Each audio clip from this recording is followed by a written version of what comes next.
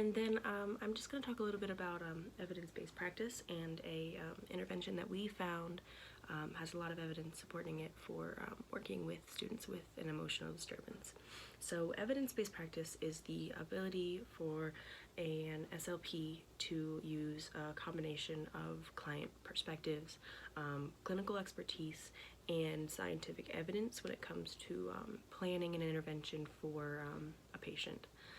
Basically meaning that you want to make sure your intervention is backed up by scientific evidence, obviously, and or maybe a clinician who has been working in the field for years and years and years and has been using this and has found a wide range of success, and they have a solid clinical standing, and you can use that as your basis for intervention along with the evidence scientifically. So, and as always, you want to use your client perspective to make sure that you are doing what is best for them and their particular requirements and story. So it's a combination of that, and we want to make sure that as SLPs we base our intervention exclusively on an evidence-based practice. It is critical. So the study that we found was done at University of Nebraska Center for At-Risk Children's Services. The article was titled Evidence-Based Teaching Strategies for Students with EBD. It highlighted a bunch of strategies that they found successful, but I will be focusing on the peer-mediated interventions because it had a lot of success with that strategy. So basically, peer-mediated interventions is going to be the teacher presenting the idea, presenting the main concept, and allowing the students to teach themselves in a one-on-one or maybe group setting.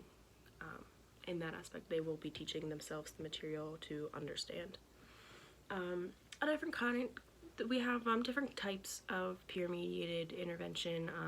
There's class-wide peer tutoring, which is basically splitting the class into groups, having everyone kind of act as the article described it as a coach-player relationship. Everyone in the group acts as the coach and the players to kind of get everybody on the same page. There's cooperative learning. So there's small teams that are comprised of different levels of ability, and they all work together to make sure that the entire team is learning the information as they should, and everyone has a solid standing on the information. There's cross-age tutoring, which is obviously using a student with a greater age to teach a student of a younger age the information. Peer tutoring, which is simple. You just take one student who has a better grasp, they teach the other student, plain and simple. There are different, all of these center around the idea that the peers are teaching each other mainly. So the teacher will give the idea, and through all of these techniques, the students will be teaching each other, basically. That enforces social aspects of it as well as academic. So it incorporates everything that a child with an emotional disturbance needs to improve on. So it is a double whammy in that sense. So the results for this peer-mediated intervention, they have great success that they found. It's proven that the method improves academic performances in all subject areas, mainly in math, history, and reading. Students with emotional disturbance learn social interaction while also pairing it with academic success.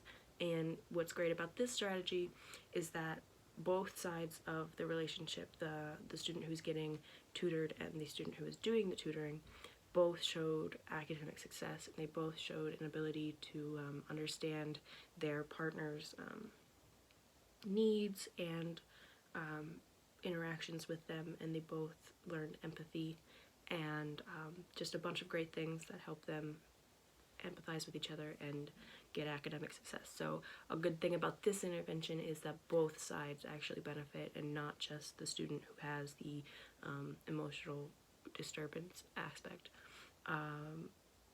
They both benefited equally, and that is a main strategy. So like that, it's important to have the peer interaction, so that, because not only do students with an emotional disturbance struggle with their academics, they struggle with the social aspect. So this intervention is really beneficial because they learn both of that at once. So that's kind of why we took that and ran with it as far as our intervention type. So that's all that I have. So thanks.